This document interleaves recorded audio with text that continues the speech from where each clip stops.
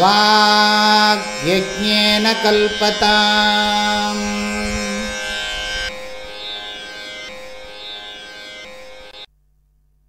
ஆனந்தம் கிருஷ்ணம் வந்தே ஜகத்குரும். சஹனௌ புனக்து சஹ வீர்யங்கரவாவஹை. தேஜஸ்வினாவதீதமஸ்து மா வித்விஷாவஹை. ஓம் சாந்தி ஷாந்தி ஷாந்தி. ஸ்ரீபகவானுவாச்ச சத்வம் ரஜஸ்தமயிதி குணா புத்தேர்ன சாத்மனஹ சத்வேனான்யதமௌ ஹன்யாத் சத்வம் சத்வேன சைவஹி. சத்வாத் தர்மோ பவேத் விருத்தாத் பும்சோ மத்பக்தி லக்ஷணः. சாத்விகோபாசயா சத்வம் ததோ தர்மः பிரவர்த்ததே.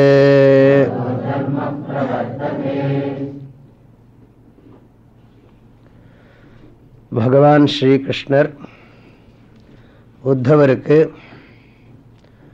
ஆத்ம தத்துவத்தை உபதேசம் பண்ணுகிறார்.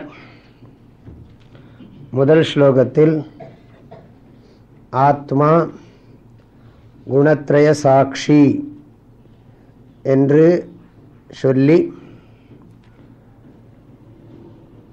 குணத்ரய சாட்சியான ஆத்மாவை அறிந்து கொள்வதற்கு சத்வகுணம் நிரம்ப பெற வேண்டும்.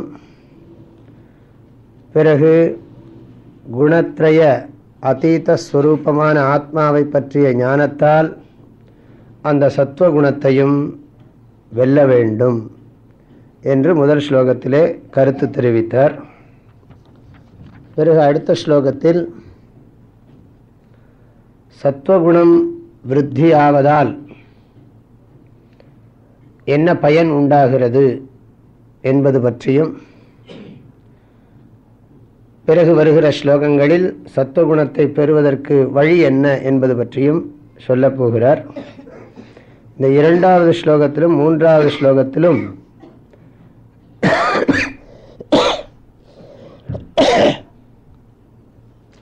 சத்வகுணம் விருத்தியாவதால் ஏற்படுகின்ற பயனை சொல்லுகிறார்.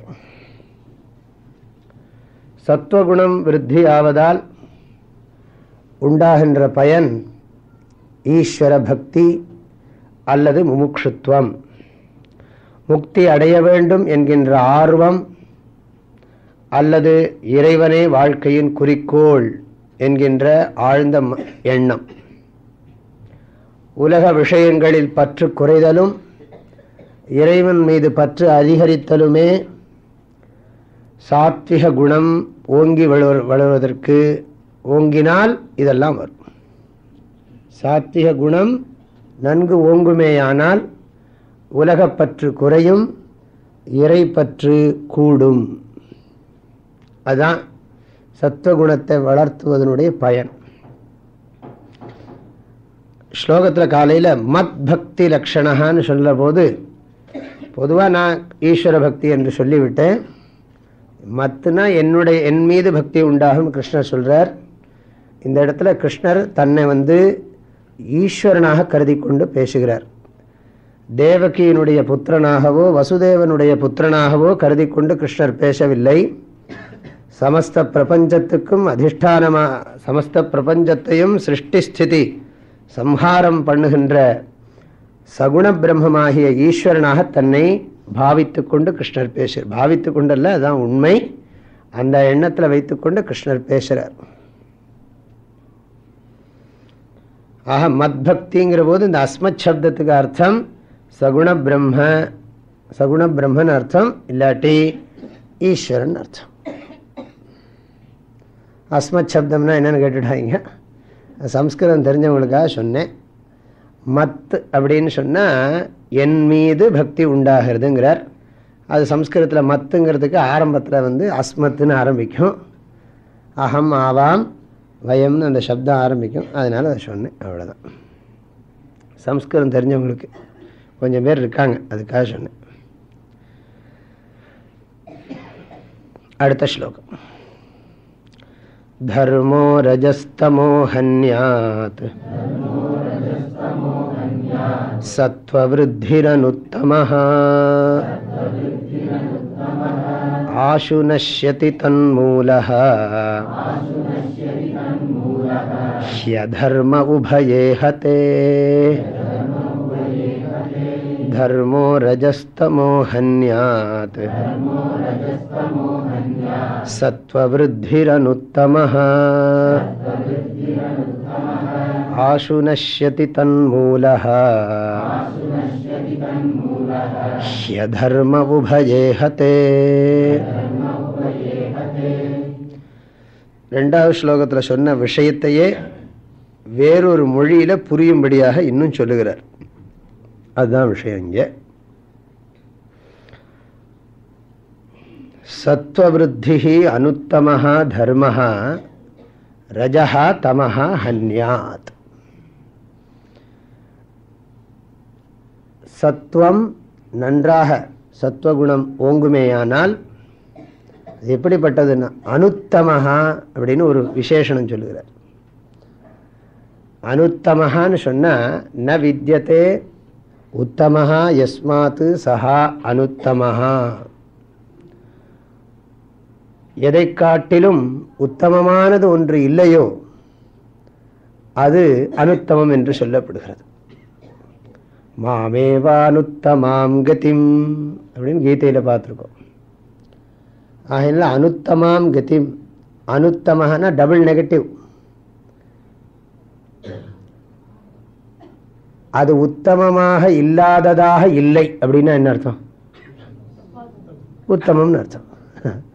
அது உத்தமமாக இல்லாததாக இல்லை அப்படின்னா ரொம்ப உத்தமம்னு சொல்கிறத இப்படிலாம் லாங்குவேஜ் கையாளுறது. ஆனால் அந்த காலத்துலலாம் புஸ்தகம் இல்லை இல்லையா, எழுத்து புஸ்தகங்கள்லாம் கிடையாது. எல்லாம் மொழியிலேயே உயர்ந்த கருத்துக்களை எம்ஃபசைஸ் பண்ணால் அதுக்கு தகுந்த மாதிரி லாங்குவேஜ் யூஸ் பண்ணுறது. இப்போ நமக்கு எல்லாமே மிஷின் வந்துட்டதுனால நமக்கு அந்த சக்தியெல்லாம் போயாச்சு. அதனால் பேசுகிற வார்த்தையிலேருந்தே கண்டுபிடிச்சிடலாம் இவங்க என்ன வலியுறுத்தி பேசுகிறாங்கன்னு சொல்லி. அதனால் அது அந்த காலத்தில் எல்லாம் ஸ்ருதி கேட்டு கேட்டு வர்றதுனால லாங்குவேஜை ரொம்ப அழகாக கையாளுவாங்க. இப்போ நமக்கு எல்லாமே எழுத்து மூலமாக பண்ண வேண்டியிருக்கு. என்ன சொன்னாலும் புரிய மாட்டேங்கிறது. ஒருத்தருக்கு எழுதி பேப்பரில் கையில் கொடுக்க வேண்டியிருக்கு. அப்படி கொடுத்தா தான் அதுவும் கூட பார்க்க மாட்டேங்கிறாங்க. ஆகையினால அப்போல்லாம் வந்து சொல்கிற பொழுது அதெல்லாம் மனசில் பதிகிற மாதிரி லாங்குவேஜ் யூஸ் பண்ணுறது. இங்கே என்ன சொல்லுகிறார் பகவான்? ஈஸ்வர பக்திங்கிறது இந்த உலகத்தை இந்த உலகத்தில் எந்த வஸ்துவோடு ஒப்பிட முடியாது. இறைவன் மீது பக்தி கொள்ளுவதுங்கிறது அவ்வளவு உத்தமமானது. நம்ம வந்து அழிந்து போகிற பொருள் மேலே நமக்கு அவ்வளவு அபிமானம் பக்தி வச்சிருக்கோம். அழியாத என்றும் இருக்கின்ற இறைவன் மீது பக்தி வைப்போமே ஆனால் அது வந்து உத்தமமான ஒரு செயல். அதனால அனுத்தமஹா தர்மஹாங்கிறார். இந்த இடத்துல தர்மஹான்னா பக்தின்னு அர்த்தம், முமுக்ஷுத்வம்னு அர்த்தம். அதனால அனுத்தமஹா தர்மஹா சத்வவிருத்தி அனுத்தமஹா தர்மஹா. சத்வத்தினால விருத்தியான அந்த மேலான அந்த உத்தமமான அந்த பக்தியானது ரஜஹா தமஹா ஹன்யாத். நமக்கு இருக்கிற விருப்பு வெறுப்புகளையும் சோம்பேறித்தனத்தையும் கவனமின்மையையும் அளவுக்கு மீறிய தூக்கத்தையும் அது அழித்துவிடும். ரஜஹான்னு சொன்னால் ராகத்வேஷம், ரஜோகுணம். ரஜோ ராகாத்மகம் வித்தி திருஷ்ணாசங்க சமுத்பவம் கீதையில் பார்த்துருக்குறோம். ஆகினால் அது வந்து பற்றே வடிவானது. இந்த ரஜோகுணம் இருக்கிறவங்களுக்கு தான் ரொம்ப அட்டாச்மெண்ட், ஃபெவிகால் மாதிரி ஒட்டின்னு இருப்பாங்க. ஆகினால விடவே முடியாது. Example room. புதுசாக ஒருத்தரை பழகணும் கூட தோணாது நமக்கு, இருக்கிறவங்களை விட்டு பிரியப்படாது. ஆகையினால சுவாமிஜி நீங்கள் ரொம்ப இப்படிலாம் பண்ணுறீங்கன்னு நினைக்காதீங்க, சொல்லாதீங்க. இல்லை அப்பப்போ சொன்னால் தானே புரியும் சிலதெல்லாம். எங்கே சொல்லணுமோ அங்கே சொல்லணும். நேர தெரியாக சொல்ல மாட்டோம், ஏன்னா அவங்க கஷ்டப்படுவாங்களேன்னு சொல்லி. கிளாஸ்லன்னா எல்லாருக்கும் அது பொதுவாகிடும், இன்னாரத்தான் சொல்கிறோம்னு இல்லை இது. அதனால் வேறு எங்கே சொல்கிறது? சொல்ல வேண்டிய தர்மத்தை சொல்லித்தானே ஆகணும். அதுவும் நாங்கள் சொல்லாமல் யார் சொல்கிறது? ஆகையினால அவ்வளோ தூரத்துக்கு அபிமானம் விடமாட்டேங்கிறது நம்மளை. இன்னொருத்தரோட புதுசாக பழகணுமே, அவங்க என்ன நினச்சிப்பாங்களோ, நாம் புதுசாக நினச்சிட்டு போட்டுமே, இன்னும் குறைஞ்சி போச்சு. நம்ம பாட்டுக்கு நம்ம சௌரியத்துக்கு ஸ்நானம் பண்ணுவோமா இருக்கும், சோப்பை தூக்கி எங்கேயா வச்சுட்டு போவோமா இருக்கும். போட்டுமே, அவஸ்தைப்படட்டுமே கொஞ்சம். அதெல்லாம் பண்ண நத்தமாக தமாஷ் பண்ணுறேன். என்ன பண்ண நினச்சிக்குவாங்களோ புதுசாக. சில இடங்களில் பண்ணுறாங்க தெரியுமா, இந்த உங்களுக்கு ரோட்டரி சில இதுலாம் என்ன பண்ணுறாங்க, அது எல்லாம் ஒரு அது அது அந்த மாதிரி பண்ணால் தான் தெரியாது. அதாவது புதுசாக ஒருத்தர் வீட்டில் கொண்டு போய் அவங்கள விட்டுடணும், அவங்க பழகணுமா, அதுக்காக வேண்டி. ரிஷிகேஷ் சிவானந்த சுவாமி சொல்வார், தினம் ஒரு நண்பர்களை பழகும்பர், தினம் ஒரு புது புது நண்பர்களை பழகிக்கொள் அப்படிம்பார். நம்ம இருக்கிறவங்களோடையே விட்டுக்கணும், இன்னும் புதுசாக யாரும் ஒட்டிடக்கூடாதுன்னு. இன்னும் அபிமானம் அதிகமாயிட்டா என்ன பண்ணுறதுன்னு சொல்ல போனால், இன்னும் நிறைய பேரோட பழகினோம்னா அபிமானம் ஒரே மாதிரி தான் இருக்கும், எல்லா இடத்துலையும் வளரும், விருத்தியா. சரி, நான் ரொம்ப சொல்லலை. ரஜஹா தமஹா ஹன்யாத். ரஜஹான்னு சொன்னால் விருப்பு வெறுப்பு, தமஹான்னு சொன்னால் சோம்பேறித்தனம், கவனமின்மை, அப்புறம் அளவுக்கு மீறின தூக்கம். அதுக்காக தூக்கம்னு சொல்லிடலண்ணா, அளவுக்கு மீறின தூக்கம். தூங்குற நேரத்தில் தூங்கணும், முழிச்சிருக்கிற நேரத்தில் முழிச்சிருக்கணும். தூங்குற நேரத்தை மீறி தூங்கினோம்னா அதுக்கு தமசுன்னு பேர். தூங்குற நேரத்தில் தூங்கினா அது தமசு, தேவையான தமசு. தூங்குற நேரத்தை மீறி போச்சுன்னு சொன்னால் தமசு, அந்த தமசு நல்லதில்லை, அது நம்ம வாழ்க்கைக்கு மனசுக்கு நல்லது கிடையாது. ஆகையினால சத்வவிருத்தி அனுத்தமஹா தர்மஹா ரஜஹா தமஹா ஹன்யாத், அழித்து விடும் அப்படிங்கிறார். அதையே திரும்பவும் சொல்கிறார். பாவம் அவருக்கு, பகவானுக்கு சொல்கிறதுல ஒரு ஆனந்தம் இருக்குது. என்ன சொல்கிறார்? உபயே ஹதே. உபயே ஹதே சொன்னால் இந்த ரெண்டும் அழியுமானால், எந்த ரெண்டும்? ரஜோகுணமும் அழியறதுன்னு சொன்னால் டோட்டலாக போகிறதுன்னு அர்த்தம் இல்லை. ஏன்னா எல்லாருக்கும், ஞானிக்கும் ரஜஸ் உண்டு, தமசு உண்டு. அது கண்ட்ரோலில் இருக்கும். அது இவனை ஆதிக்கம் பண்ணாது, இவனுடைய கண்ட்ரோல் அது இருக்கும். கிருஷ்ணரே கீதையில் சொல்லிருக்கார், ரஜசத்வம் தமஸ்சைவ தமசத்வம் ரஜஸ்ததா. ஆகையினால இது மாறி மாறி வந்துக்கிட்டு தான் இருக்கும். ஆனால் ஞானி எதை யூஸ் பண்ணணுமோ அழகாக பயன்படுத்துவான்னு சொல்லியிருக்கார். அதை விட்டு ஞானி விலகவும் முடியாது, அதே சமயம் அதுக்கு ஒட்டிடவும் மாட்டான்.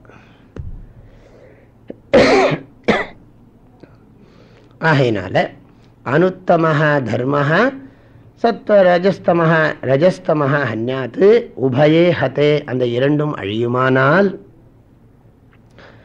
தன் மூலஹ அதர்மஹ ஆசுஹி நஷ்யதி, அதுக்கு மூலமான அதர்மம், அந்த இரண்டும் அழியுமே ஆனால், அழியுமே ஆனால்னா ஞாபகம் வச்சுக்கணும், இன்வெர்டட் காமர்ஸ், குறையுமே ஆனால், கட்டுப்பட்டு இருக்குமே ஆனால், தன் மூலக, அதுக்கு மூலமான அதர்மம். அதர்மம்னா இந்த இடத்துல என்ன அர்த்தம்? உலகப்பற்றுக்கு பேர் அதர்மம்னு அர்த்தம். ஹஸ்பண்ட் மேலே இருக்கிற அபிமானம், குழந்தைகளுக்கு மேலே இருக்கிற அபிமானம், நம்ம பணத்து மேலே இருக்கிற அபிமானம், இந்த உலகத்து மேலே இருக்கிற அபிமானம், அளவுக்கு மீறின அபிமானம். அபிமானம் கூட தப்புன்னு சொல்ல மாட்டேன், எதுவுமே லிமிட்டுக்கு மேலே போச்சுன்னா அவஸ்தை தான். அவன் ஒரு அட்வர்டைஸ்மெண்ட் பார்த்தேன், ஒய் யூ ஆர் லிமிட்டிங், எதுக்கு நீ லிமிட் பண்ணுற? ஸ்டார் டிவியோட இன்னும் டிஷ் ஆண்டனா புதுசு புதுசாக வையேன், இன்டர்நேஷ்னல் சேனல்ஸ் எல்லாம் பார்க்கலான்னு போட்டிருக்கான். ஹிந்து பேப்பரில் ஃபஸ்ட்டு அந்த ஹிந்துங்கிற இடத்துக்கு பக்கத்துலேயே போட்டிருக்காங்க. அப்போ நம்ம லிமிட்டுக்கு மீறி போச்சுன்னு சொன்ன, அளவுக்கு மீறினால் அமிர்தமும் விஷம். அது எல்லாத்துக்கும் பொருந்தும், அபிமானத்துக்கும் பொருந்தும். எவ்வளவு தூரம் அட்டாச்மெண்ட் இருக்குங்கிறதுக்கும் லெவல் இருக்கு. அளவுக்கு மீறி அட்டாச்மெண்ட் வச்சா அப்புறம் ஒரு நாளைக்கு டிட்டாச்மெண்ட் தான். எனி யூனியன் பிகம்ஸ் செப்பரேஷன் தான். அதனால எந்த ஒரு இதுவும் பிரிஞ்சு போயிடும். இப்போ யாரோ சமீபத்தில் ஒரு கவர்னர் இருந்தார், ஒருத்தர் சொன்னார், என்ன எனக்கு அதெல்லாம் சொன்னதை வச்சு பிரமாணமாக சொல்கிறேன், ஆனால் அதை நம்பிக்கைக்குரியவர் தான் பிரமாணமாக சொன்னார். அதை சமீபத்தில் ஒரு கவர்னர் ஃபேமிலியோட ஃப்ளைட் ஆக்சிடெண்ட்டில் இறந்து போனார். அவர் என்ன பண்ணிருக்காராம், 1000 கோடி ரூபாய் சம்பாதிச்சு வச்சுட்டு போயிருக்காராம். கவர்மெண்ட் அப்படியே அது வெளியில் தெரியாமல் அமுத்திடுச்சு. 1000 கோடி ரூபாய் சம்பாதிச்சு வச்சு அந்த ஆள் என்னாச்சுன்னா ஒரேடியா கூட்டோட கோவிந்தா 1000 கோடி ரூபாய். சரி சரி சரி இருக்கட்டும் விட்டுடும். அவர் இதுலேருந்து என்ன தெரியறதுன்னா 1000 crores. கற்பனை பண்ண முடியுமா என்ன? ஒரு பிஸ்னஸ் மேன் 2 ஃபேமிலி 3 ஃபேமிலி சேர்ந்து உழைச்சா கூட 3 தலைமுறையாக சம்பாதிச்சா கூட சம்பாதிக்க முடியாது. அப்போ என்னன்னா பகவான் என்ன பண்ணார்னா ஒரு ரேடியோ பிடிங்கன்னு போயிட்டார். நீ இருந்தா தானே. அப்போ இதுலேருந்து என்ன தெரிகிறதுன்னா இந்த உலகத்தில் அவ்வளோ அபிமானம் எல்லாருக்கும் ஷேக்க அதுக்கு என்ன லிமிட்னு தெரிய மாட்டேங்குது. எதுக்குமே லிமிட் தெரிய மாட்டேங்கிறது. புடவைக்கு எவ்வளோ வச்சுக்கிறது லிமிட் தெரிய மாட்டேங்கிறது. ஜுவல்ஸுக்கு எவ்வளோ வச்சுக்கிறது லிமிட் தெரிய மாட்டேங்கிறது. சொல்லுங்க பாப்போம், நிஜமாக சொல்லுங்க பாப்போம். நமக்கு தெரியும், நம்ம மனசை நமக்கு தெரியாதான். அதனால் நமக்கு லிமிட் தெரியறதா பாருங்க. ஒரு வீடை கட்டிட்டா கூட இன்னொன்று கூட அந்த பக்கம் ஒன்று இருந்தால் ஒரு அடிக்கடி சேஞ்ச் பண்ணிக்கலாம், அப்படி தான் தோன்றுறது. சாமியார் கூட ஆசிரமம் ஆரம்பித்தா இன்னும் 2 பிரான்ச் ஆரம்பிச்சுடலான்னு தான் தோன்றுறது. எதுக்கு உங்களை மாத்திரம் சொல்லுவானே, எங்களையும் சொல்லிக்கிறோம். அதனால் லிமிட் தெரிய மாட்டேங்குது. அதனால் இது என்னன்னா கடைசியில் பெரிய ப்ராப்ளத்தில் மாட்டேன். கடைசியில் இருக்கிற போது சந்தோஷமாக இருக்கவே தெரிய மாட்டேங்குது. இப்போ கேட்டால் இப்போ சந்தோஷமாக இருக்கலாம், ஐ ஆம் வெரி ஹாப்பி அப்படின்னு மனசார சொல்ல முடியல. ஏன்னா ஒன்னொன்னுலேயும் குட்டி குட்டி ப்ராப்ளம் இருந்துகிட்டே இருக்கு. அதுக்கு பேர் தான் அதர்மம்னு பேர். அதர்மம்னா இந்த கான்டெக்ஸ்டில் மீனிங் என்னன்னா உலகத்தில் இருக்கிற பற்று, எல்லாத்துலேயும் அளவுக்கு மீறின பற்று. அன்பு வேறு பற்று வேறு.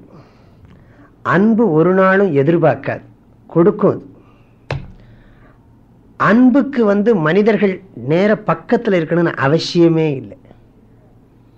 பிசிக்கலாக சேர்ந்து இருக்கணும்னு அவசியம் இல்லை. அன்புக்கு பற்றுக்கு ஆளை விட்டுவிடக்கூடாது, பிடிச்சுட்டே இருக்கணும். ஐயோ போயிடாது போயிடாது போயிடாது போயிடாது பக்கத்துலேயே சொல்லிகிட்டே இருக்கணும். அன்பு எதையும் எதிர்பார்க்காது, எக்ஸ்பெக்ட் பண்ணாது. பற்று அது செலுத்தினா நீயும் திருப்பி செலுத்தணும். நான் மாத்திரம் உங்கள்கிட்ட பிரியமாக பேசிக்கிட்டே இருக்கேன், நீ பாட்டுக்கு உன் பெரிய பாட்டு பண்ணிகிட்டே இருக்கேன்னு சொல்லி சண்டைக்கு வந்துடுவோம் நாம் எல்லாரும். வீட்டில் எல்லாம் அதான் சண்டை, எந்த வீட்டில் எடுத்தாலும் அதான் சண்டை நடந்துட்டுருக்கு. ஏன்னா ஒருத்தரும் ஒரு மாதிரி இருக்காங்க. பாவம், அவங்க வெடிஞ்சிருந்தால் சம்பாதிக்கிறதே வேலையாக இருக்குது ஹஸ்பண்டுக்கு. அவருக்கு 2 வார்த்தை பிரியமாக ஒய்ஃப்கிட்ட பேசுறதுக்கு நேரம் இல்லை. இந்த அம்மா வானா பார்த்து பார்த்து பார்த்து முடிய மாட்டேங்கிறது. அவர் 2 வார்த்தை கூட பேசுறது இல்லை. அப்புறம் கொஞ்ச நாள் ஆக ஆக அது உள்ளுக்குள்ளே இருந்து ஒரு நாளைக்கு பெருசாக பஸ்ட் ஆகி சைக்காலஜிஸ்ட். அவர் என்ன பண்ணுவார், 300 சிட்டிங் போடுவார். உட்காருங்க வாங்க அப்படின்னு சொல்லி அப்புறம் சைக்காலஜிஸ்ட், அப்புறம் அவர் சைக்கியாட்ரிஸ்ட் அனுப்புவார். அவர் மாத்திரை கொடுப்பார். அப்புறம் கெமிக்கல் தகராறு, எல்லா அவஸ்தையும் வந்துடும். அதுக்கு ஆரம்பத்துலேருந்தே ஃபண்டமெண்டலாக சரியாக போயிட்டோம்னா இந்த பிரச்சனையும் இல்லை. எல்லா பக்கமும் சிட்டியிலாம் இந்த ப்ராப்ளம் இன்னும் கொஞ்ச நாள் கழித்து வில்லேஜுக்கும் வந்துடும். ஏன்னா அந்த டிவி ஒன்று இருக்கே, அது எல்லாவற்றையும் எல்லா இடத்துக்கும் கொண்டு போயிடும். சர்வவியாபி, பகவானை விட வியாபி அது இந்த டிவி. சர்வவியாபி இந்த டிவி. அதுதான் இந்த அபிமானம், அந்த பற்று, அளவுக்கு மீறின பற்றுக்கு தான் அதர்மம்னு பேர்.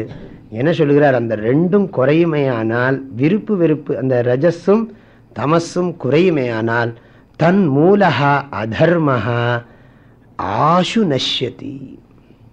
அதர்மம்னா இந்த இடத்துல 2 மீனிங் இன்னும் கூட சொல்லலாம். ஈஸ்வரம் பேரில் பக்தி இல்லாத தன்மைக்கு அதர்மம்னு பேர். ஈஸ்வர பக்தி இன்மை, ஈஸ்வர பக்தியின்மை. இந்த ஈஸ்வர பக்திங்கிறது கண்டிப்பாக வேணும். ஈஸ்வர பக்தி இல்லாமல் ஒருத்தன் நாஸ்திகனாக இந்த உலகத்தில் நல்லவனாக வாழவே முடியாது. நீங்கள் சொல்லலாம் நாஸ்திகர்கள்லாம் நல்ல குணங்களோடு இருக்கிறவங்களாம் இருக்காங்கன்னு. நான் யோசிச்சு பார்த்தேன், இன்னைக்கு காலமாக தான் எனக்கு தோணுச்சு, நாஸ்திகர்கள்ட்ட கடவுள் பக்தி இல்லைன்னா கண்டிப்பாக பணிவுன்னு ஒன்று வர முடியாது. அது நன்றாக தோன்றியது. கடவுள் பக்தி இருந்தால் தான் அவங்கள்ட்ட பணிவுங்கிற ஒரு குணம் வர முடியும். பணிவுங்கிற ஒரு குணத்துக்காகவாது அவன் கடவுளை பக்தி பண்ணி ஆகணும். மற்ற நல்ல குணங்கள் இருந்தாலும் கூட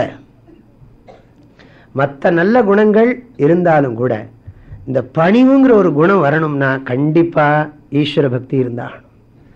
ஈஸ்வர விஸ்வாசம், ஈஸ்வர பக்தி இருந்தால் தான் முடியும். என்னமோ ஏன் புத்திக்கு படுறது.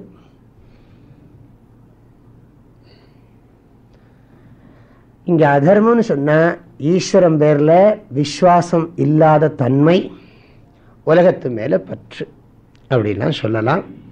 ஆனால் ரொம்ப முக்கியமாக என்னதான் மீனிங் கரெக்டாக சொல்கிறீங்க அல்டிமேட்டான்னா ஈஸ்வரம் பேரில் பக்தி இல்லாதது தான். அதர்மம் அழிந்து விடும்னு சொன்னால் என்ன அர்த்தம்? ஈஸ்வரன் பேரில் பக்தி இல்லாத தன்மைங்கிறது போயிடும். அப்படின்னா என்ன அர்த்தம்? ஈஸ்வரன் பேரில் பக்தி வந்துடும். நிச்சயமாக ஈஸ்வரன் பேரில் அவனுக்கு பக்தி வந்துவிடும் அப்படின்னு அர்த்தம். ஆசு நஷ்யத்திங்கிறார். ஆசுன்னா என்ன அர்த்தம் தெரியுமா? விரைவில், உடனே வந்துவிடும். உபயே ஹதே சதி தன்மூலஹா. தன்மூலஹான்னு அர்த்தம்? ரஜஸுக்கும் தமஸுக்கும் மூலமான அந்த அதர்மமானது அழிந்துவிடும். சந்தேகப்படக்கூடாதுங்கிறதுக்காக ஹீன்னு ஒன்று போடுறார். ஹீன்னா நிச்சயமாக அழிந்து விடும். நான் சொல்றதை நீ ஒழுங்கா ஃபாலோ பண்ணு, அது அழியறதா இல்லையா நான் பார்க்குறேங்கிறார். ஹீன்னு சொன்னா நிச்சயார்த்தே ஹி சப்தா. சா வை தூ ஹி இதுக்கெல்லாம் மீனிங் சில இடங்களில் உண்டு, சில இடங்களில் இல்லை. அது ஸ்லோகத்தை சேர்க்கறதுக்காக அப்படிலாம் எழுதுறது, அந்த ரூலுக்காக வேண்டி. இந்த இடத்துல ஹி ஹியதர்ம உபயே ஹதேன்னு இருக்கு இல்லையா, அதை பிரித்தா ஹி அதர்மன்னு வரும். அந்த ஹீங்கிறதுக்கு நிச்சயமாக உறுதியாக சொல்லுகிறேன், கண்டிப்பாக அதர்மம் நீங்கிவிடும். அதர்மம் நீங்கிவிடும்னா இறைவன் மீது பற்று வந்துவிடும். இறைவன் மீது பற்றின்மை என்பது நீங்கிவிடும். இறைவன் மீது ஆழ்ந்த பற்று உண்டாகும் என்பதுவே இந்த ஸ்லோகத்தின் சாரம். இனி அடுத்த ஸ்லோகத்தில் நம்முடைய குணங்கள் விருத்தி ஆகிறதுக்கு எதெல்லாம் சத்வகுணமாக இருக்கட்டும், ரஜோகுணமாக இருக்கட்டும், தமோகுணமாக இருக்கட்டும், ஒன்று அதிகமாக இருப்பதற்கு எதெல்லாம் காரணம் என்று சொல்லி அதை சரி பண்ண வேண்டும் என்று உபாயம் சொல்லிக் கொடுக்கிறார்.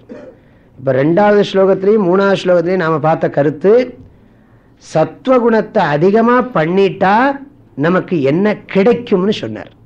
ஈஸ்வரன் பேர்ல உண்மையான பக்தி வரும். அவரை நம்ம பிஸ்னஸுக்கு யூஸ் பண்ற மாதிரி பக்தியை பயன்படுத்த மாட்டோம். அவரை அவருக்காகவே சதுர்விதா பஜந்தே மாம் ஜனா சுகிருத்தினோர்ஜுன ஆர்த்தோ ஜிக்ஞாசு அர்த்தார்த்தி ஞானீச்ச பரதர்ஷப அப்படின்னு கிருஷ்ணர் கீதையில சொன்ன மாதிரி சாத்திய பக்தி.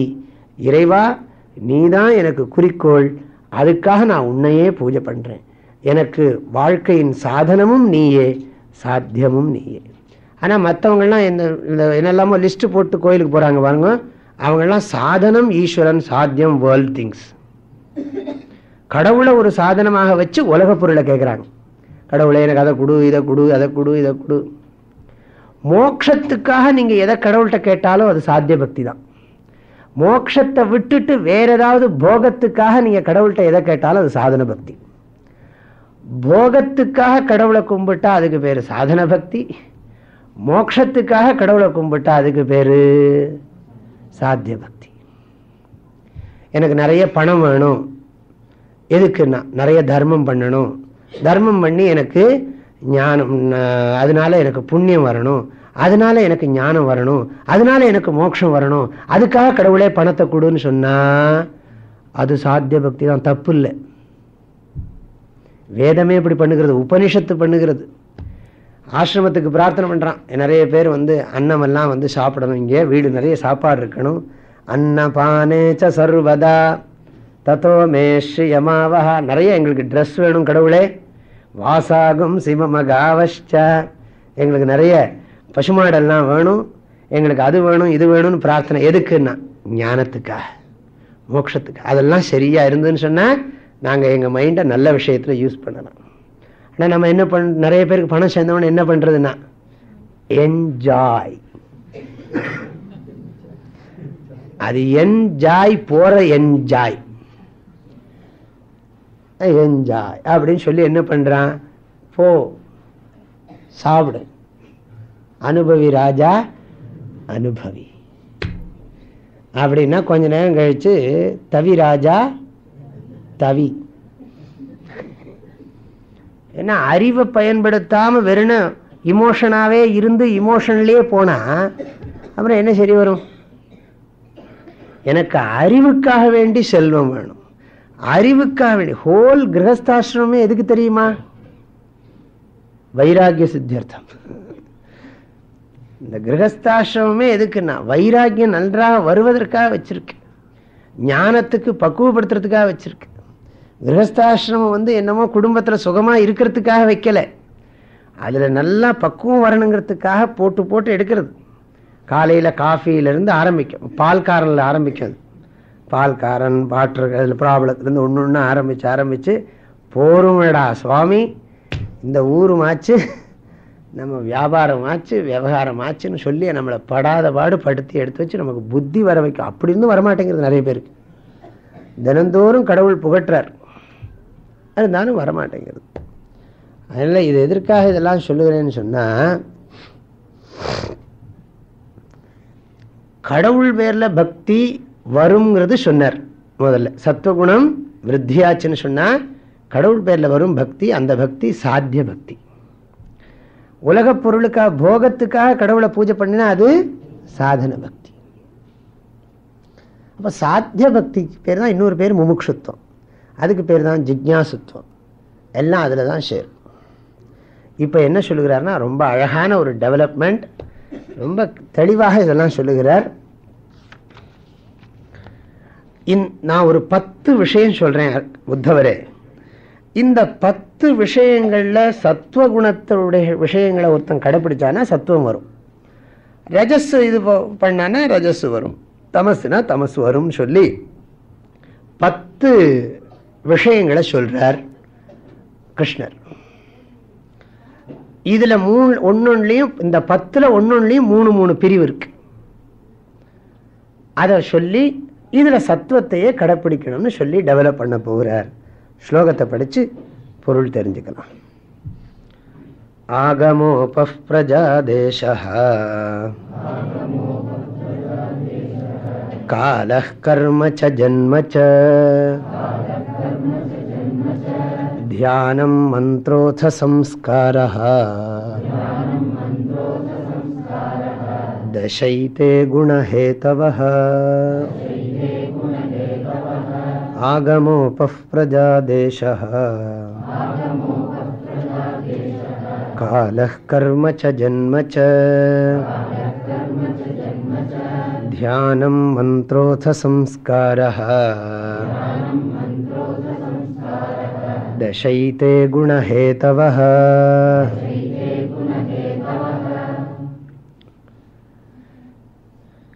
ஏதே தச குணஹேதவஹ. இந்த 10 குணத்துக்கு ஹேது. குணம்னா இந்த இடத்துல இன்னொரு வார்த்தையை நீங்க சேர்த்துக்கணும், குணவிருத்தி ஹேதவஹ.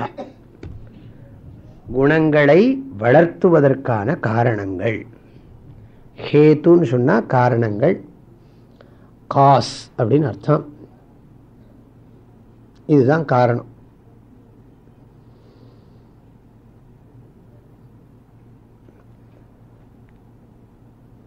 இந்த மனசு, இந்த வார்த்தையை புரிஞ்சுக்கணும். இந்த 10மே குணங்களை வளர்த்துவதற்கான காரணங்கள் அப்படின்னு சொல்றார்.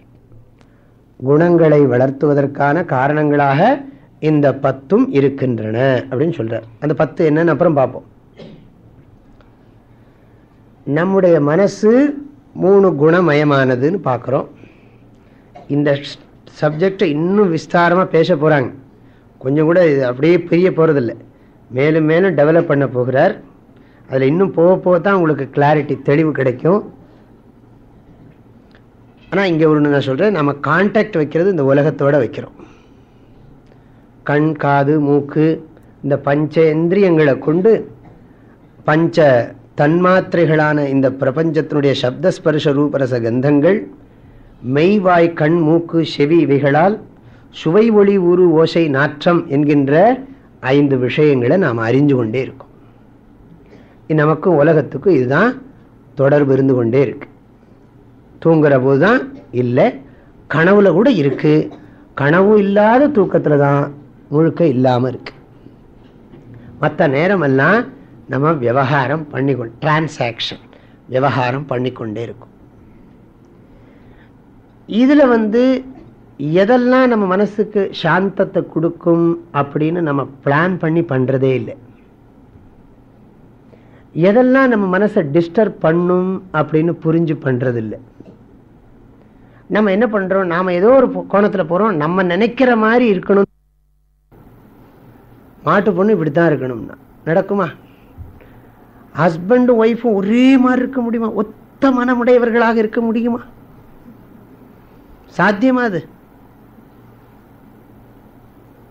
ஆனால் நம்ம என்ன பண்ணுறோம், நீங்கள் சொல்கிறதெல்லாம் நான் கேட்குறேன் இல்லை, நான் சொல்கிறத கொஞ்சம் நேரம் அது என்னைக்கு நடந்தது. அவர் சொல்லுவார், அப்படி நீ நினச்சிக்கிட்டு இருக்கியா, நீ சொன்னதைத்தான் இது வரைக்கும் கேட்டுட்டு இருக்கியா. அவர் சொல்கிறார். ஆனால் இவர் சொல்ற, நான் எதுக்கு அவங்ககிட்ட ஒரு வார்த்தை கேட்டுடுறேன், நம்மள்கிட்ட சொல்கிறது நமக்கு தெரியாது. இவங்க சொல்கிறது தான் அவங்க சொல்ல போகிறாங்க, நமக்கு தெரியும். எல்லா இடங்களையும் நடக்கிறது.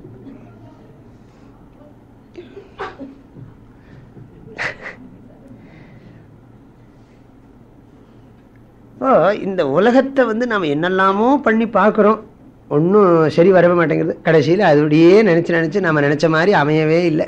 இப்போ அங்கேருந்து வந்த உடனே ஆசிரமம் நல்லா இருக்குது, அதெல்லாம் நல்லா இருக்குதுன்னு சொன்னால் பரவாயில்லை. அது அந்த பாருங்க, அந்த எதிர்த்தாவில் ஒன்று கச்சாமச்சான் இருக்கு, நல்லாவே இல்லை அப்படின்னா போச்சு. இங்கே நல்லா இருக்கிறது எத்தனையோ இருக்குது, அதை விட்டு அது என்னமோ ஒன்று டிஸ்டர்ப் பண்ணுறதுன்னா இப்போ தெரிஞ்சு போய்டுறது மனசு பற்றி. நான் வேறு விஷயத்துக்கு போகலை, இந்த சப்ஜெக்டில் தான் பேசின்னு இருக்கேன். அதாவது என்னதுக்கு எதுக்காக சொல்கிறேன்னு சொன்னால், உலகத்தோடு நாம் கான்டாக்ட் வச்சுட்டு இருக்கோம். இந்த ஸ்லோகங்கள் என்ன சொல்லுகிறதுன்னு சொன்னால், அந்த காலத்தில் ஜனங்கள் எப்படிலாம் கான்டாக்டெல்லாம் வச்சுருந்தாங்களோ அதை வைத்துக்கொண்டு சிலதெல்லாம் சொல்லுகிறது. இப்பவும் அது இருக்குது, நம்ம விவகாரத்தில் இருக்குது. இந்த 10 விஷயங்களோடு நாம் வைக்கிற தொடர்பை பொறுத்து இருக்குதுன்னு சொல்கிறார் அவர் கிருஷ்ணர். நம்ம மனசில் சத்துவம் இருக்கிறதோ, ரஜஸ் இருக்கிறதோ, தமஸ் இருக்கிறதோ. நம்ம மனசு, சுவாமி நான் எப்படி இருக்கேன்னு நீங்கள் எங்கிட்ட கேட்கக்கூடாது. அப்படி கேட்டால் நான் என்ன சொல்லுவேன், ஒன்றும் தெரிய மாட்டேங்குதேன்னு தான் சொல்லணும். அப்படி உங்களுக்கு தெரியாமல் இருக்குமா? நீங்கள் எல்லாம் முற்றும் உணர்ந்தவர்கள். எனக்கே என்னை பற்றி தெரிய மாட்டேங்கிறது, அடுத்தவங்களை பற்றி சொல்கிறது எப்படி சொல்கிறது? எப்போ அதை சொல்கிறேன், ஒரு வார்த்தைக்கு சொல்கிறேன், அவங்கவுங்க மனசுக்கு தான் அவங்கவுங்களை பற்றி தெரியும். ஓரளவுக்கு அனுமானம் பண்ணலாம், சில நடவடிக்கைகளை வச்சு சொல்லலாமே தவிர முழுக்க 100% அப்படி சொல்ல முடியாது. ஏதோ ஒரு அகத்தின் அழகு முகத்தில் தெரியுங்கிற மாதிரி விவகாரத்தை வச்சு சிலதெல்லாம் அனுமானம் பண்ணி சொல்லலாம். ஆகையினால நம்ம மனசை நன்றாக வைத்து கொள்வதற்கு சில வழிமுறைகள்லாம் இருக்கு. அந்த வழிமுறைகளை நாம் சரியாக கடைப்பிடிச்சோம்னா மனசு சாந்தமாக இருக்கும். அப்படி இல்லைன்னு சொன்னால் அது அசாந்தியாக இருக்கும். இதை நீங்கள் நீங்களாகவே தான் பார்த்துக்கணும். செல்ஃப் என்கொயரிங்கிறது குரு கூட வச்சுன்னு பண்ணலாம். செல்ஃப் ஜட்ஜ்மெண்ட், நான் எப்படி இருக்கேங்கிறது இன்னொருத்தர் சொல்ல வேண்டாம். என் மனசில் இருக்கிற அமைதியை வச்சு, என்னுடைய அறிவை வச்சு நான் புரிஞ்சுக்கிட்டா போகிறோம். இன்னொருத்தர் நான் எப்படி இருக்கேன்னு சொல்லுங்கள், அவங்களுக்காக நம்ம வாழ்ந்துட்டு இருக்கோம். சில பேருக்கு நான் எப்படி இருக்கேன்னு சொல்லுங்கள் சுவாமிஜி, எப்படி இருக்கேன்னு சொல்லுங்கள் சுவாமிஜின்னா அது எனக்கு என்னமோ சரியாக படலை. அது எப்படி இருக்கேன்னு சொல்லுங்கன்னா அது சொல்கிற ஓரளவுக்கு சொல்லலாம். நீங்கள் எப்படி இருக்கீங்க ரொம்ப சொன்னோன்னுங்க, அவங்க கேட்குற போதே நான் நல்லா இருக்கீங்கன்னு சொல்லணும்னு எதிர்பார்த்து தான் கேட்குறாங்க. நான் எப்படி சொல்ல முடியும்? எதிர்பார்த்து தான் கேட்குறாங்க. 2 வார்த்தை இல்லை இதில் குற்றம் இருக்குன்னா உடனே ஜட்ஜ்மெண்ட், அதை ஜஸ்டிஃபை பண்ண ஆரம்பிப்பாங்க. தேவையில்லாமல் பேச்சு போயிட்டுருக்கும். என்னால் என்னென்ன அசடு வழிஞ்சிறது பெட்டர், நல்லா இருக்கீங்க நல்லா தான் இருக்கீங்க அப்படின்னா அசடு வழியிறது உத்தமமான விஷயம். அது அசடு வழியிறது ஒரு ஆர்ட். அது எப்படி வழியணும்னு அதுக்கு படிக்கணும். அப்படி படித்தா தான் அது அசடு வழியே தெரியும். இல்லாட்டி அசடு வழியிறதும் தெரிஞ்சு போயிடக்கூடாது. நம்ம அசடு வழியிறதும் தெரியக்கூடாதுங்க, தெரியாமல் அசடு வழியணும். நான் இப்படி சொன்னதுக்கப்புறம் நான் பண்ணால் உங்களுக்கு தெரிஞ்சு போயிடும்.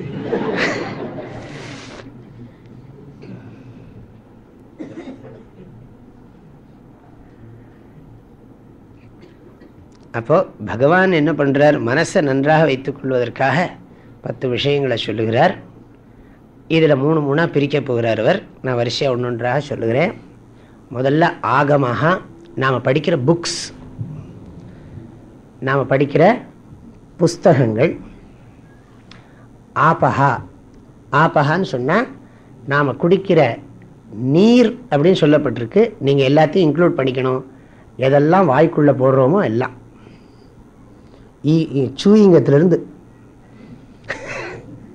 சூயிங்கத்திலேருந்து எல்லாத்தையும் கணக்கு பண்ணிங்க. ஆபஹா சொன்னால், ஆபஹாங்கிறதுக்கு நேரடியான அர்த்தம் நீர்னு அர்த்தம். ஆனால் நீங்கள் என்ன பண்ணணும்? ஃபுட் அண்ட் வாட்டர், வாட்டவர் உள்ளே போடுறீங்களோ அதெல்லாம் வாய்க்குள்ளே போட்டு வயிற்றுக்குள்ளே தள்ளுறதெல்லாம் ஆபஹால சேரும். உணவு, நீர் எல்லாம் சேர்த்து. அப்புறம் பிரஜாஹா, நாம் யாரோட கான்டாக்ட் வைக்கிறோமோ அந்த பீப்புள், ஜனங்கள், பழகிற ஜனங்கள்.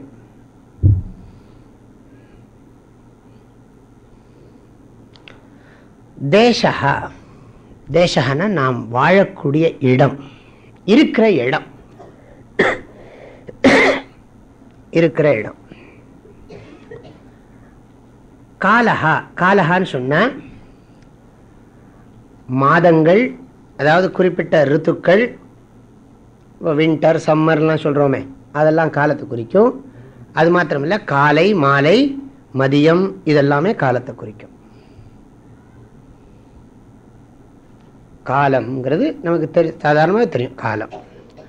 கர்ம, கர்மன்னு சொன்னால் அவரவர்களுக்கு அவரவர்களுடைய செயல்கள், ஆக்ஷன்ஸ் அப்படி வச்சோம். அவர் ஸ்ரீதர பாஷ்யம்னு ஒன்று இருக்குது இதுக்கு. இந்த இதுக்கு ஸ்ரீதரர்னு ஒருத்தர் அழகாக ஒருத்தர் டீக்கா எழுதியிருக்கார். பாஷ்யம்னு சொல்கிறது இல்லை, டீக்கா, ஃபுட் நோட்ஸ் மாதிரி நிறைய எழுதியிருக்கார். இதுக்கெல்லாம் என்னென்ன மீனிங் இந்த கான்டெக்ஸ்ட்லன்னு க்ளீனாக எழுதியிருக்கிறார். அதை வைத்துக்கொண்டு சொல்கிறேன் நான். அவர் என்ன சொல்கிறாருன்னா, கர்மான்னா வர்ண ஆசிரம விகித கர்மா சொல்கிறார். ஆனால் நம்ம பொதுவாக எடுத்துக்கலாம், நாம் செய்கிற வேலைகள், செயல்கள். அப்புறம் ஜன்மா, ஜன்மன்னா நேரடியான மீனிங் பிறப்பு. அப்புறம் பார்த்துக்கலாம் மற்றதெல்லாம், நான் அதுக்கு இன்னும் விஸ்தாரமாக சொல்கிறேன். பிறப்பு. தியானம்னு சொன்னால் நாம் எண்ணுகின்ற எண்ணங்கள், தாட்ஸ். மந்திரஹான்னு சொன்னால் நாம் ஜபிக்கிற மந்திரங்கள். அப்புறம் சம்ஸ்காரஹான்னு சொன்னால் நம்ம வீட்டில் நமக்கு குழந்தையிலேருந்து நமக்கு என்னெல்லாமோ ரிச்சுவல்ஸ் எல்லாம் பண்ணுறாங்க இல்லையா, அதுக்கு பேர் சம்ஸ்காரஹான்னு பேர். நாம் படிக்கிற புஸ்தகம், நாம் சாப்பிட்ற சாப்பாடு, அப்புறம் நாம் பழக்கம் வைக்கிற ஜனங்கள், நாம் இருக்கிற இடம், காலம், அப்புறம் செயல், அதுக்கு பிறகு பிறப்பு, எண்ணங்கள், மந்திரம், சம்ஸ்காரம்.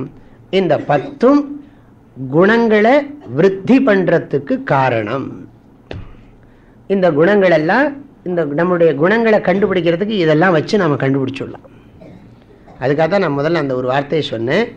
நம்ம மனசை ஜட்ஜ் பண்ணுறதுக்கு வேறு யாரும் வேண்டாம். நம்ம தனியாக இருக்கிற போது நாம் என்ன பண்ணுறோமோ அதுதான் நம்ம மனசினுடைய சுபாவம். தனியாக நாம் இருக்கிற போது கடவுளை தியானம் பண்ணோம்னா நம்ம மனசு நன்றாக இருக்குதுன்னு அர்த்தம். நல்ல விஷயங்களை நாம் நினச்சி கொண்டிருக்கோம்னா ரொம்ப நல்லதுன்னு அர்த்தம். இல்லாட்டி என்னத்தையாவது நம்ம எப்படி நடந்துக்கிறோங்கிறத பொறுத்து இருக்கு. அதெல்லாம் அது நம்ம மனசை பார்த்தா தெரியும். நெஞ்சை ஒழித்து ஒரு வஞ்சகம் இல்லை. இன்னொருத்தர்கிட்ட நிரூபிக்கணும்னு எதிர்பார்க்காதீங்க. உங்கள் மனசை நீங்களே எடை போடுங்க. ஆனால் அதுக்கு வழி காட்டுறதுக்கு ஒருத்தர் வேணும். அது ரொம்ப முக்கியம். நான் இல்லைன்னு சொல்லலை. ஆனால் இன்னொருத்தர்கிட்ட சர்டிஃபிகேட் வாங்கிறதுக்காக நம்ம வாழலை. நம்ம மனசை நாம் நன்றாக அமைதியாக வைத்து கொள்றதுக்காகத்தான் நாம் வாழ்கிறோம். நாம் ஏதாவது நல்லதை கடைப்பிடிச்சாலும் ஒழுக்கத்தை கடைப்பிடிச்சாலும் அது நம்முடைய மனசாந்திக்காக தான் கடைப்பிடிக்கிறோமே தவிர இன்னொருத்தர் இந்த உலகம் என்ன பழிச்சிடுமே, அவங்க என்ன அப்படி நினைப்பாங்களே, இவங்க என்ன நினைப்பாங்களேங்கிறதுக்காக நாம் வாழலை. இந்த உலகத்தில் வந்தது நாம் வந்தது தனியாக போக போகிறது சந்தேகமே இல்லை. அதில் அடுத்தவங்களுக்கு நிரூபிக்கணுங்கிறதுக்காக நாம் வாழ வேண்டிய அவசியம் இல்லை. ஆனால் ஊருக்காக பயந்து வாழணுங்கிறது ஒரு வகையில் உண்மையாக இருந்தாலும் மிக மிக முக்கியமானது நமக்கு நாம் மனசாந்திக்காக வாழ்கிறோம். நான் ஏன் இந்த வாழ்க்கையை வாழ்கிறேன், நான் ஏன் இப்படியெல்லாம் நடந்து கொள்கிறேன்னு சொன்னால் என்னுடைய மன அமைதிக்காக நான் நடந்து கொள்கிறேன். அக்கிரமம் பண்ணினா நிச்சயமாக மன அமைதி வரப்போகிறது இல்லை. அதில் ஒன்றும் சந்தேகமே இல்லை. இல்லை, நம்ம ஜட்ஜ் பண்ணிக்கிறதுக்கு இதில் எல்லாம் நம்ம இந்த 10 விஷயத்தில் நாம் எப்படி இருக்கோங்கிறத பார்த்தா தெரிஞ்சு போயிடும். நமக்கு எதெல்லாம் எந்தெந்த குணங்கள் விருத்தியாக இருக்கிறது இல்லைங்கிறதெல்லாம் தெரிஞ்சு போயிடும். சரி, நான் இதை விஸ்தாரமாக சொல்லுகிறேன். இனிமேல் இந்த 10ஐயும் கிருஷ்ணர் 3ஆக பிரிக்கிறார். ஒன்னொன்னே அதெல்லாம் இதுக்குள்ளே இருக்குது. இந்த ஸ்லோகத்துக்குள்ளே அதெல்லாம் அவ்வளோ விஷயங்கள் இருக்குது. ஆகையினால அதை 3ஆக பிரிக்கிறோம். நாம் படிக்கிற புஸ்தகங்களில் நம்முடைய மனசை நல்லபடியாக வச்சுக்கிற புஸ்தகங்கள்னு ஒரு குரூப் இருக்குது. உங்களுக்கே தெரியும், இப்போ ஆரம்பிச்சிடும், புரிஞ்சு போயிடும். அப்புறம் புஸ்தகங்கள்லேயே சாத்விக சாஸ்திரம், ராஜச சாஸ்திரம், தாமச சாஸ்திரம்னு 3 இருக்கு புக்ஸ். இப்போ நம்ம ஹம்சகீதா என்ன சாஸ்திரம்னா சாத்விக சாஸ்திரம். நம்ம மனசில் சத்துவகுணத்தை விருத்தி பண்ணக்கூடிய புக்ஸ், வேத புஸ்தகங்கள், ஸ்லோகங்கள், இதெல்லாம் மாதிரி இருக்கிறதெல்லாம் சாத்விக சாஸ்திரம். குமுதம் விகடன், கல்கி, ஆனந்த விகடன் இதெல்லாம் இருக்கு. அதெல்லாம் என்னன்னா மேகசின்ஸ் நிறைய இருக்குது. தர்ம சக்கரமும் இருக்குது. இப்போ இங்கே தெரிஞ்சு போடும். இங்கே தர்ம சக்கரம் இப்படி வச்சுருக்கு, ராமகிருஷ்ண விஜயம் இப்படி இருக்குது. அடுத்தபடியாக என்ன இருக்குது, விகடன் இருக்குது, அப்புறம் குமுதம் இருக்குது, அப்புறம் ஜெமினி சினிமான்னு ஒன்று இருக்குது, அதுக்கப்புறம் பேசும் படம் இருக்குது, அப்புறம் என்ன எக்ஸ்பிரஸா என்னமோ இருக்குது. இவ்வளோ புக்ஸ் வச்சுருக்கு. நம்ம அங்கே போன உடனே உக்காந்த உடனே எதை எடுக்கிறோங்கிறது தெரிஞ்சு போயிடும்.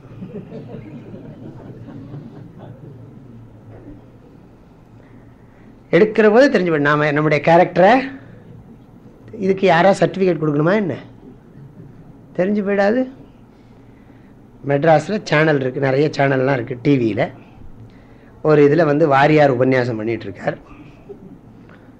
அப்புறம் இன்னொன்றில் ஒலியும் ஒளியும், இன்னொன்றில் ஆதி பராசக்தி சினிமா, இன்னொன்றில் இப்போ என்ன விடிவி, முந்தி எம்டிவி இருந்து இப்போ விஐ மாதிரி இருக்குது, மியூசிக் டிவி இருக்குது.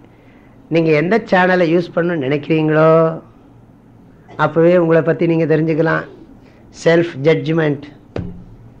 நான் எதை பார்க்கணுன்னு ஆசைப்படுறோமோ அதுலேருந்தே கண்டுபிடிச்சுடலாம் நம்ம சுபாவம் என்னன்னு. இதெல்லாம் இருக்குது.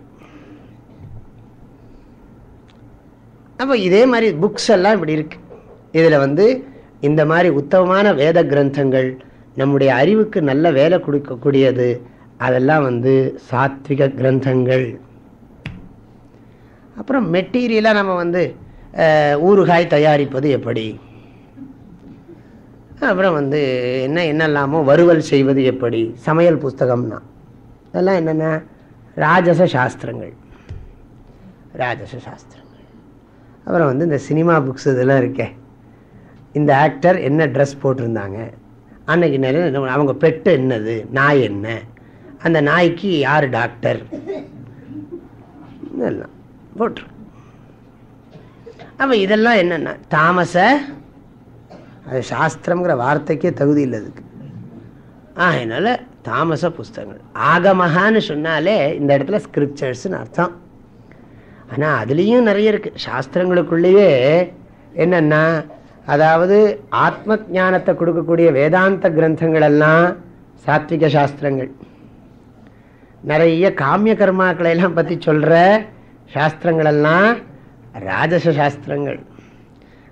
ஆபிச்சார கர்மாவை பற்றி உபதேசம் பண்ணுற சாஸ்திரங்கள் எல்லாம் அடுத்தவனை கெடுப்பது எப்படி என்னெல்லாமோ போட்டு ஆபிச்சார கர்மாக்கள். அந்த ஏவல் பில்லி சூன்யம் பற்றி சாஸ்திரங்கள்லாம் இருக்கே, அதெல்லாம் தாமச சாஸ்திரம். அவங்க அந்த மீனிங் தான் பேசுகிறாங்க. நான் உங்களுக்கு புரியறதுக்காக வேண்டி ஜெமினி சினிமாலாம் சொல்லிட்டு இருக்கேன். அதனால் இதெல்லாம் தாமச சாஸ்திரம். இதை நாம் எதை படிக்கிறோங்கிறத பொறுத்து இருக்கு. நாம் இந்த ஆபிச்சார சாஸ்திரங்கள் எல்லாம் கீழான புஸ்தகங்களை எல்லாம் படித்தோன்னு வைங்களேன், அது என்னன்னா கீழான புஸ்தகங்களை படித்தா அது மாதிரி தான் இருக்கும், மனசு தாமஸில் தான் இருக்கும். மற்றதெல்லாம் படித்தோம்னா ராஜசாஸ்திரங்கள் இருக்குது. நீங்கள் அதை விஸ்தாரமாக நான் சொல்ல வேண்டாம், உங்களுக்கு அண்டர்ஸ்டாண்ட் புரிஞ்சுப்பீங்க, கஷ்டமே இல்லை. சாத்விக சாஸ்திரங்கள் எல்லாம் படிக்க படிக்க படிக்க மனசில் சத்துவகுணம் விருத்தியாகும், மனசுக்கு சாந்தி அதிகமாக இருக்கும். மனசில் டென்ஷனாகவும் அது ஒரு மாதிரியாகவும் இருந்துகிட்டே இருந்ததுன்னு சொன்னால் அதுதான் ராஜசம். அதெல்லாம் இந்த மாதிரி சாஸ்திரங்களை படிக்கிறதுனால வந்துகிட்டே இருக்கும். எப்போ பார்த்தாலும் இந்த ஜோசியம் பார்க்குறது கூட, ஜோதிஷ புஸ்தகம் கூட ராஜசாஸ்திரம் தான். சும்மா அது என்ன பண்ணுறதுன்னா ஜாஸ்தி என்ன பண்ணுறதுன்னா, அது எப்போ பார்த்தாலும் ஜோசியம் நல்ல விஷயத்துக்கு யூஸ் பண்ணால் பரவாயில்லை. எப்போ பார்த்தாலும் விடிஞ்செழுந்தால் கையில் ஒரு ஜோப்பில் ஜாதக பையை வச்சுட்டே இருக்கேன். உங்களுக்கு ஜோசியம் தெரியுமா இருந்தாங்க சொல்லிடுங்கண்ணா. சில பேருக்கு மெமரி. எனக்கு கன்னியா லக்னம், லக்னத்துக்கு 2ல் குரு, 3ல் சனி, 4ல் இது. எனக்கு தான் இப்போ சனி நீ நிற்கிற தாப்பிலன்னு சொல்லுவாங்க. எடுத்த உடனே ஆரம்பிச்சிடுவோம். அதில் ஆகமஹா நம்ம என்ன பண்ணணும், அதை அடுத்தாப்புல சொல்ல போகிறார். இதில் அடுத்த ஸ்லோகத்தில் இது அழகாக சொல்லிவிட போகிறார். அப்போ சாத்விக சாஸ்திரம், ராஜச சாஸ்திரம், தாமச சாஸ்திரம். ஆபஹா ஆகாரம். ஆபஹான்னா ஜலம். முதல்ல அந்த மீனிங்கே சொல்லிடுறேன் நான். இந்த கங்கா ஜலம் சாத்விகம் ஜலம்.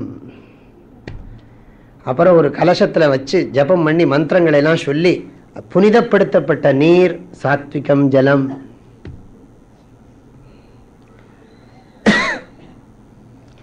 ஆகாரம் அப்படித்தான், நல்ல ஃப்ரூட்ஸு. கீதையில் இதை பற்றி கிருஷ்ணர் சொல்கிறார், எதெல்லாம் சாத்விக ஆகாரம், எதெல்லாம் ராஜசாகாரம், எதெல்லாம் தாமசாகாரம் சொல்லுகிறார்.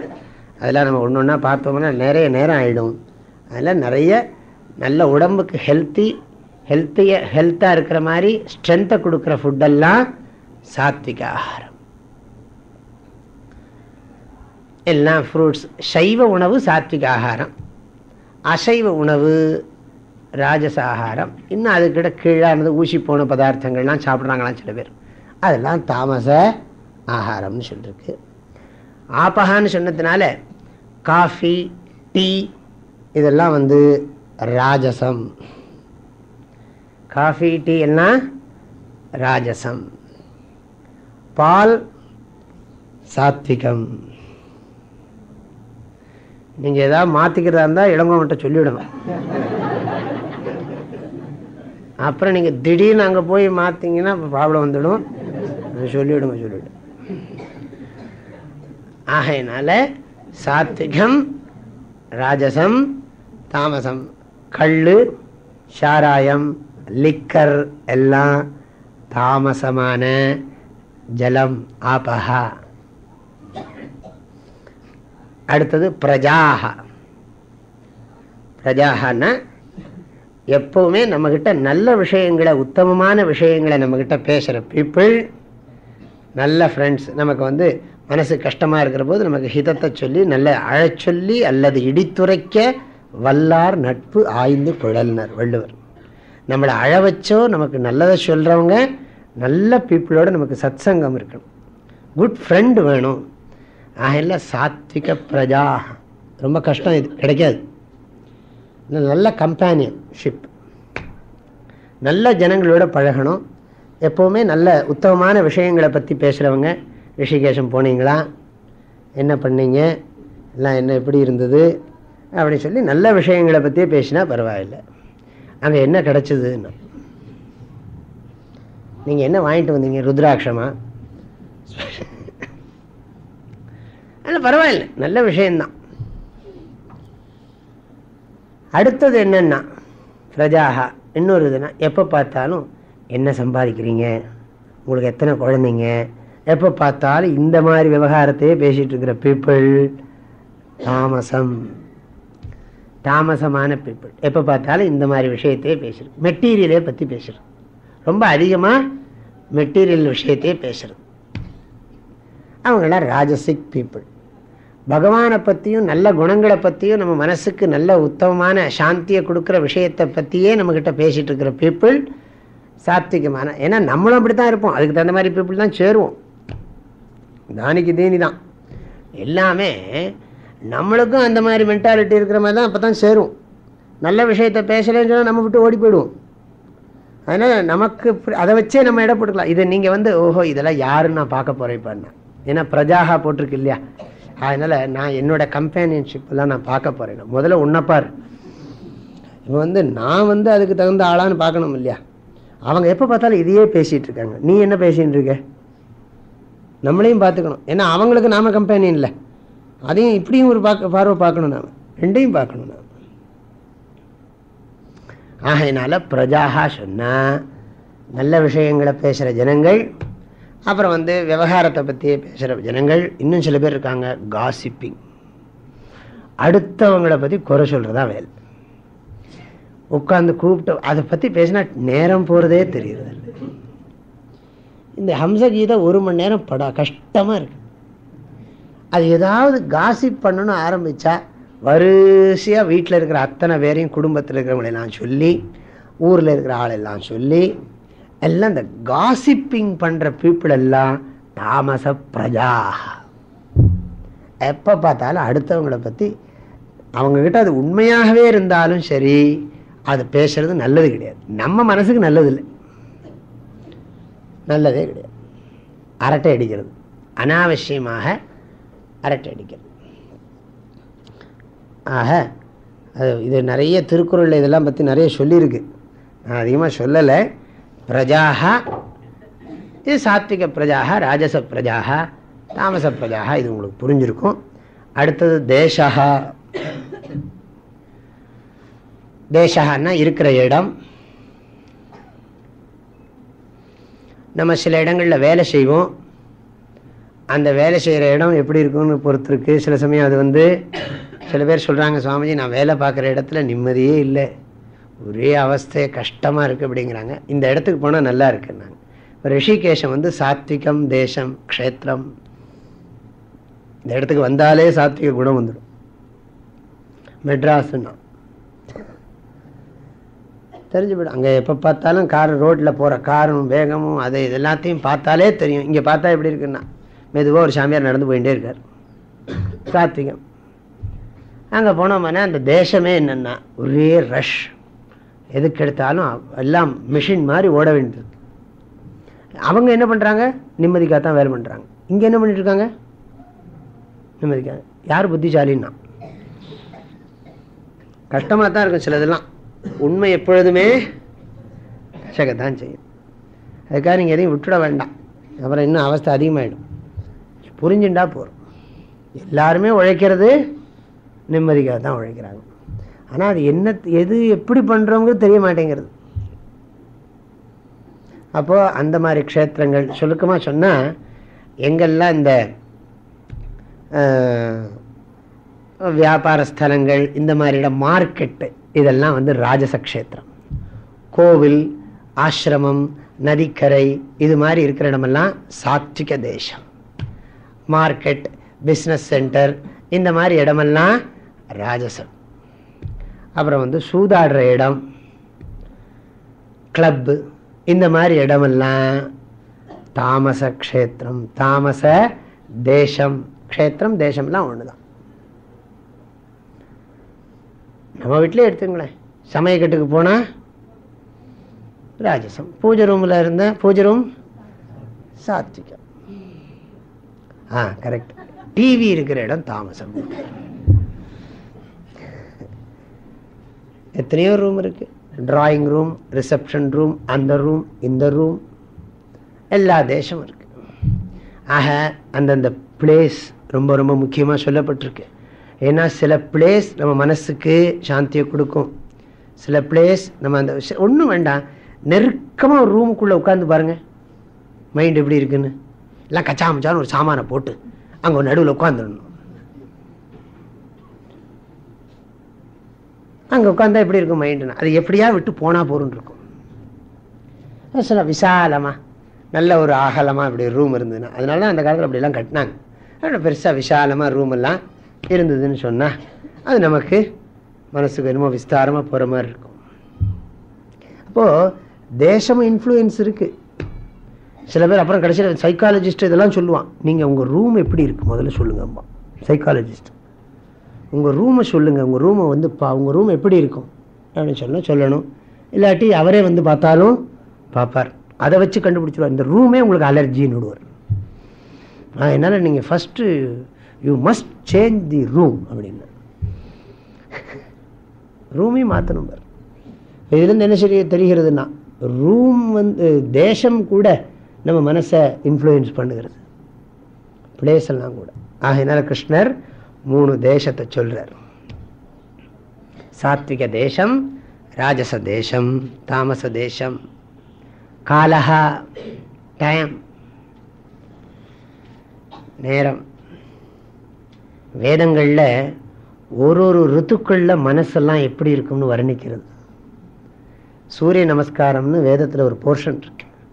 ஊரில் மழை பெஞ்சா மனசு எப்படி இருக்கும், ஊரில் வெயில் ரொம்ப அதிகமான மனசு எப்படி இருக்கும் அப்படின்னு எல்லாம் சொல்லுகிறது வேதம். காலம்பர நேரம் மனசு எப்படி இருக்கும், மத்தியான நேரம் மனசு எப்படி இருக்கும், ராத்திரி நேரம் மனசு எப்படி இருக்கும் எல்லாம் சொல்லுது. திடீர்னு ராத்திரி 1 மணிக்கு இருந்தால் மனசு எப்படி இருக்கும், எல்லாத்தையும் சாஸ்திரங்கள் எல்லாம் ஆராய்ச்சி பண்ணியிருக்கிற. ஆகையினால உங்களுக்கு புரிஞ்சிடும். இந்த வசந்த ருத்துன்னு எழுதுறார். வசந்த காலம் மனசுக்கு சாத்விக காலம் அப்படின்னு எழுதுகிறார். ஆனால் அந்த காலத்தை நம்ம எடுத்துக்க வேண்டாம், தினமே எடுத்துக்கொள்ளுவோம். அதிகாலை நேரம் சாத்விகம் கால, அந்த காலத்தை ரொம்ப யூஸ் பண்ணி ஆகணும். நாம் பிரம்ம முகூர்த்தம்னு சாஸ்திரம் அதை புகழ்ந்து பேசுகிறது. காலை 4:30 மணி முதல் 6:30 மணி வரை சாத்விக கால. ஏன்னா தமசு டோட்டலாக தூக்கத்தை விட்டு எழுந்தாச்சு, ரஜஸ் வரலை, சத்துவம் அழகாக இருக்கு. அதனால தான் அந்த நேரம் முழுவதும் பூஜைக்காக, ஜபத்துக்காக, தியானத்துக்காக வச்சுட்டாங்க. இதெல்லாம் ஒழுங்காக பண்ணினா நமக்கு சைக்காலஜிஸ்ட்டு வேண்டாம், சைக்கியாட்ரிஸ்ட்டும் வேண்டாம். ஃபுட்டெல்லாம் சரியாக இருந்தால் கெமிக்கல் ரியாக்ஷனும் வராது, சைக்கியாட்ரிஸ்ட்டையும் போக வேண்டாம். இதெல்லாம் ஒழுங்காக பண்ணினா எல்லாம் ஆஃபீஸ்லேருந்து வராங்க, வந்த உடனே அப்படியே போக வேண்டியது, ட்ரெஸ் சேஞ்ச் பண்ண வேண்டியது, டிவியை போட்டு உட்காந்துட வேண்டியது.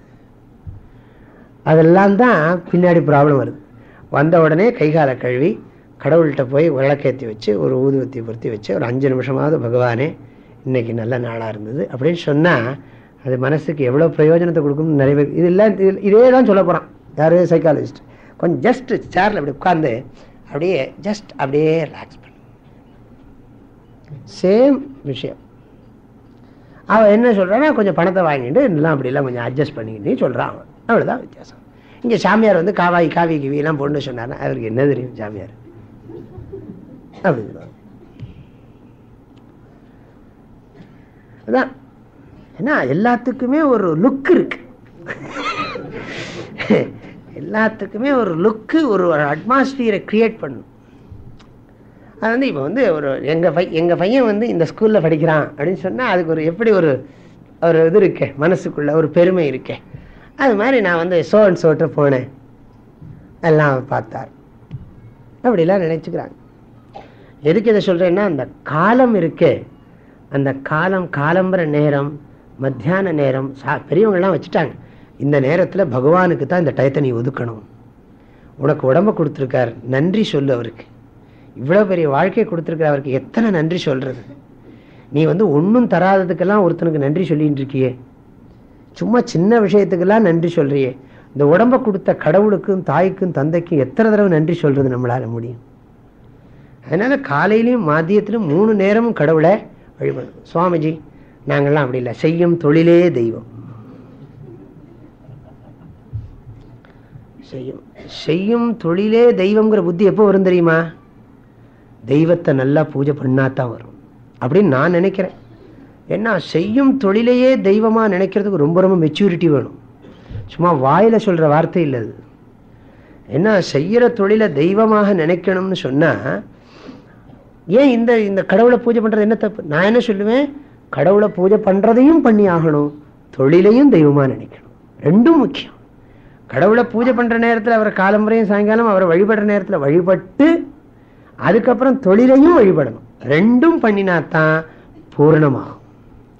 இல்லை நான் எனக்கு நான் அதே போகிறோம் அதே அப்படின்னு சொல்றது நம்மளை நாமளே ஏமாற்றி கொள்கிற வார்த்தைகள்.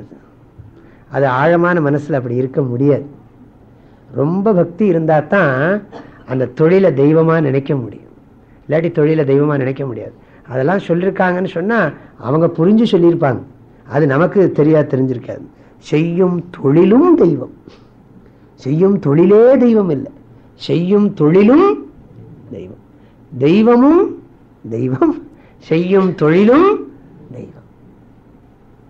மேலும் நாளை பார்ப்போம். ஓம் பூர்ணமதః பூர்ணமிதம் பூர்ணாத் பூர்ணமுதச்யதே பூர்ணஸ்ய பூர்ணமாதாய பூர்ணமே